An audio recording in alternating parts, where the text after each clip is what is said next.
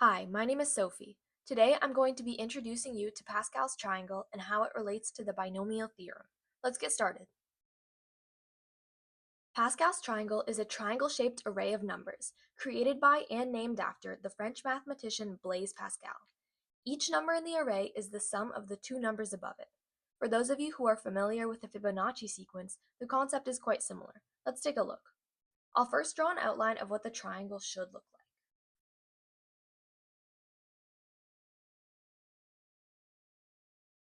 Once we're finished, there should be a number in every single one of these spaces. We start with the number 1 at the very top. The rule is, each number below is the sum of the two numbers above it. Since there is only one number in the first row, you can place two imaginary zeros beside it. 1 plus 0 is 1, so in the second row we will place two ones. Now we can start adding numbers. 1 plus 1 is 2, which we will write in between. And once again, using imaginary zeros, we will place ones on either side.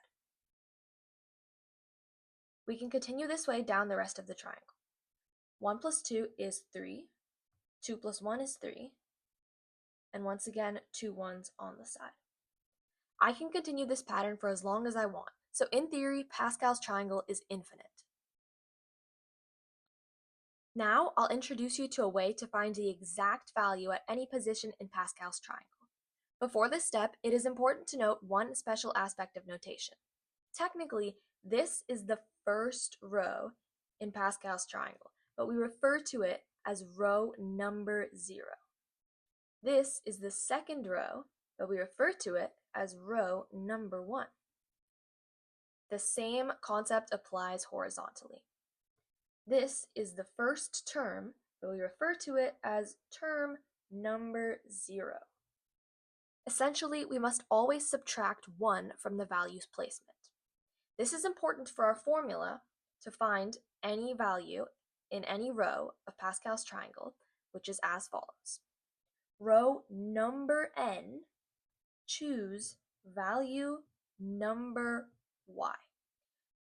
For those of you who are not familiar with choose notation, n, choose k, which can also be written like this, is equal to n factorial over k factorial, n minus k, in brackets, factorial. Let's use an example. If we wanted to find the third number in the fifth row, we would solve for row number 4, choose value number 2. Solving for 4, choose 2, we can plug it into the formula. Now let's write this out. This cancels out, this cancels out, and 2 times 3 is 6, which is our answer.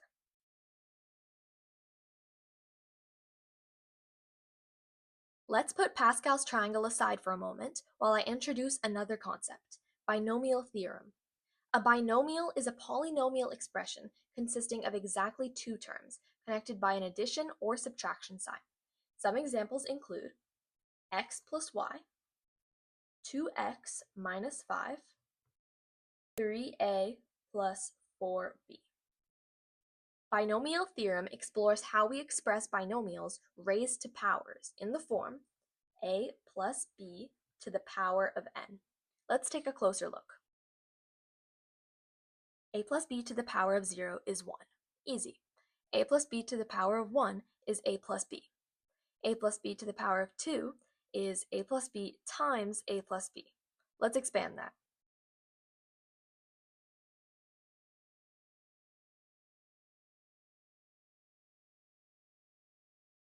Our final answer is a squared plus 2ab plus b squared.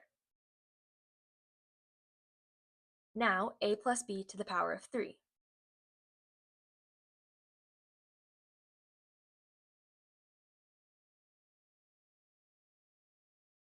We can also write this as a plus b squared times a plus b.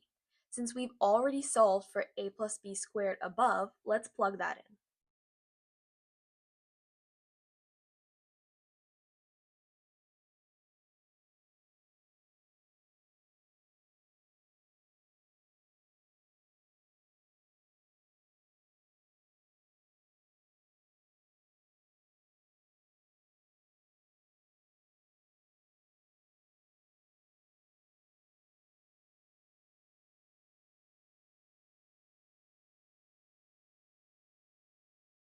Our final answer is a to the power of 3 plus 3a squared b plus 3ab squared plus b to the power of 3. As you can see, this process can take quite some time, especially when the powers grow larger. Luckily, there's a formula for this as well.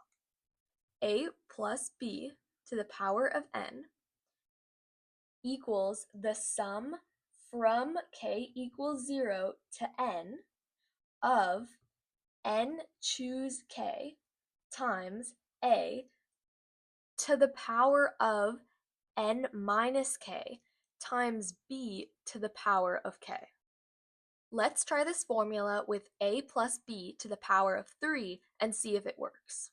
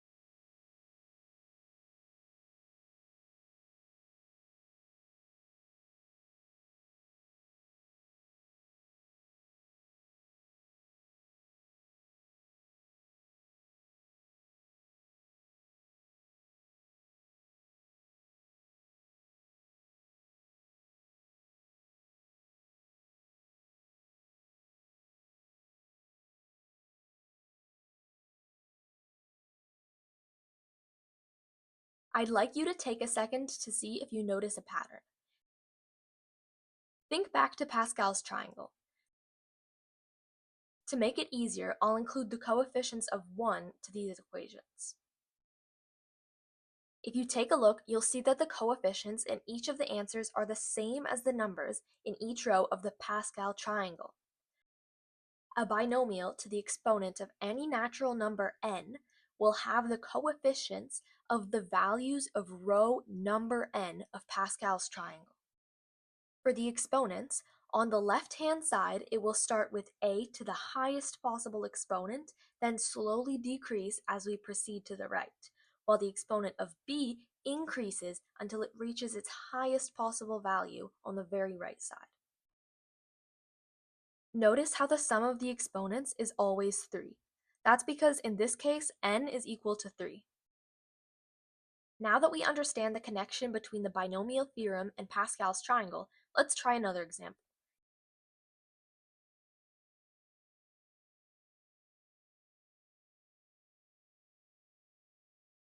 In Pascal's triangle, row number 4, which remember is the 5th row, has 5 values, so the answer will have 5 terms being added.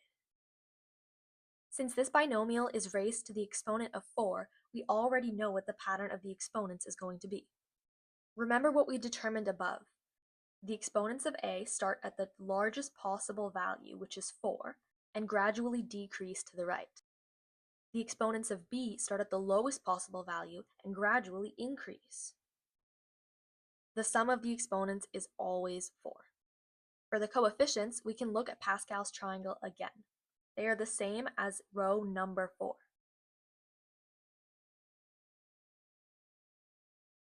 Now let's solve using the actual binomial theorem and let's see if we were right. a plus b to the power of 4 is going to equal the sum from k equals 0 to 4 of 4 choose k times a to the power of 4 minus k times b to the power of k. Let's start with k equals 0.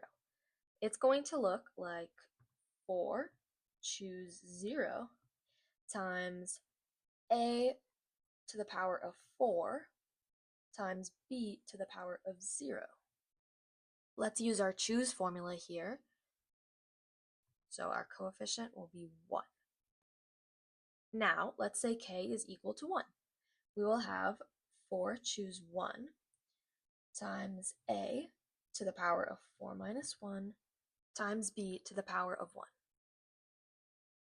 Let's apply the choose formula again, and we can solve from here.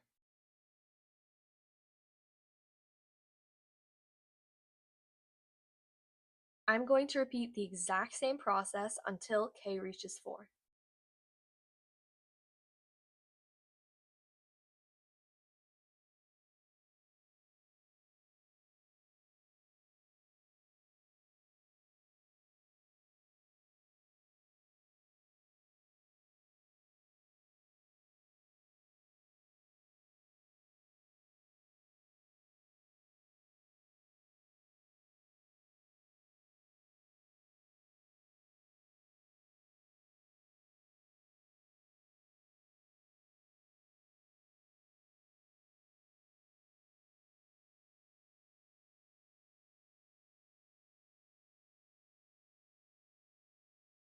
And there you have it. This answer is the exact same as the one we predicted. Hopefully, now you see the connection between Pascal's triangle and the binomial theorem. Thank you so much for watching.